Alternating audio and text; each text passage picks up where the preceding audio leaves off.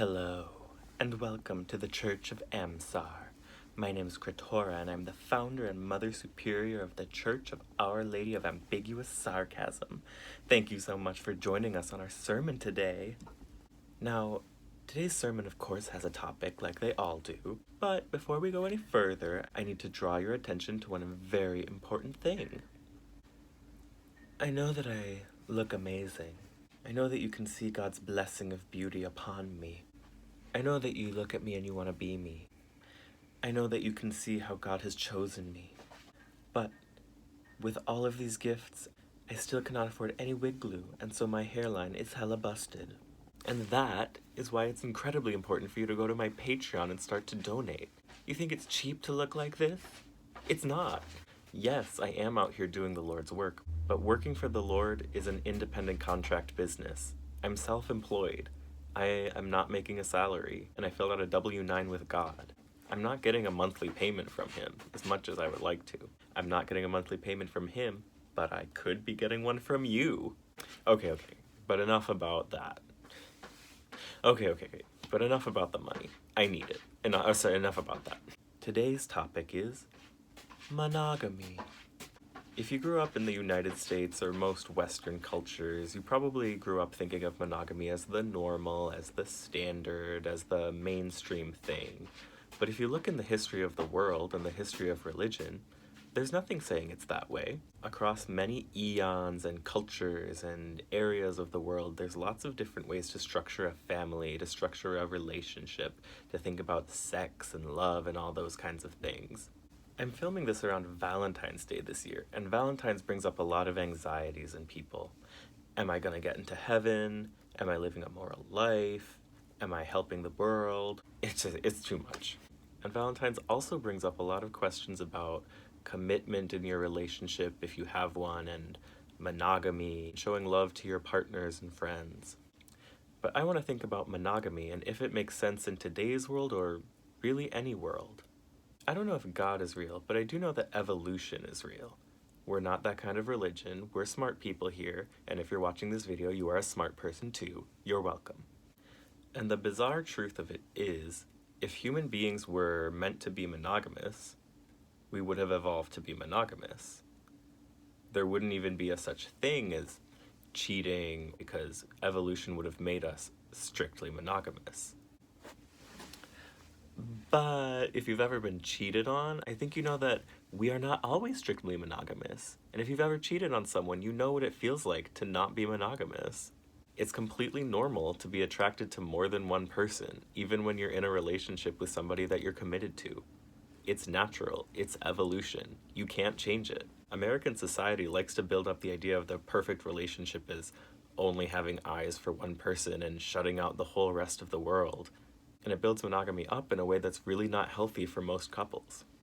Don't get me wrong, if you're in a monogamous relationship and you're perfectly happy and you don't feel like having any intercourse with people outside of that, live your life, boo. I'm not gonna stop you. God's chill with it too. We've been trained by culture and Hollywood to put so many expectations on our partners. They're supposed to be sex partners, roommates, financial partners, your best friend, your emotional support, your family, all in one person. That's a lot to ask from somebody. And I have a feeling that if God wanted that to be natural, he would have made it easy. Okay, I think I've talked enough shit about monogamy.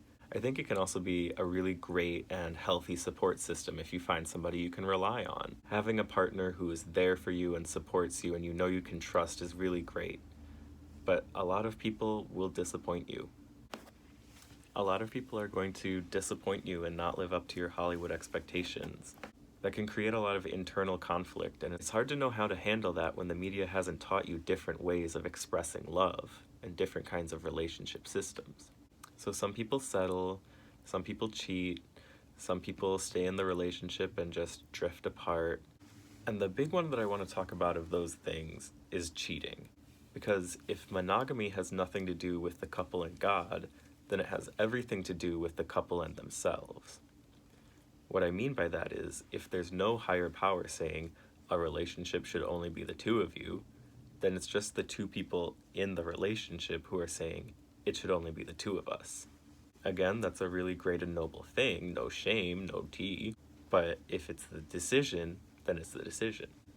There's no shame in that. There's no drama. But if that's the decision of both people, then it needs to be the decision of both people. If one person is choosing to stay faithful and one person chooses to break the rules of the relationship, that's a problem. When we say we love someone, we don't owe any of that to God, but we owe a lot to each other. We owe it to each other that whatever the boundaries of the relationship are, we respect that and we commit to that. The bigger crime of society isn't inventing monogamy. It was inventing the idea that people who aren't monogamous are deviant or criminal. If you and your partner or partners don't want to be in a monogamous relationship, talk about it.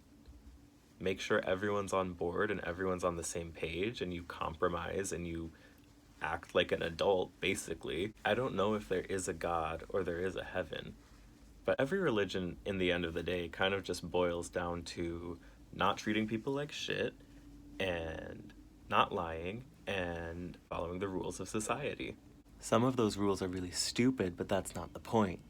So whether it's being faithful to your partner or choosing to have an open relationship or a polyamorous relationship or any kind of things you kids can come up with, all while staying honest and respectful, God's cool with that. I think so, but I'm his prophet, so I should know. Really, guys, just, be nice to each other is all I'm trying to say. That's what I'm really going for here, is I want people to be nice to each other, and so I'm just, doing all of this because I want to make money and I want to make people be nice to each other. If you can help me out, that's really cool. Yeah. So, what's this week's goal? What's this week's mission? Well, it's really very simple. If you have a partner or partners in your life, just let them know that you appreciate them and that you love having them in your life. And if you're single, love having yourself in your life. But as much as you tell your partner or partners that you appreciate them, think about maybe what's missing from your relationship. If you're in a monogamous relationship, think, is that really what you want, or is that what society is telling you to want?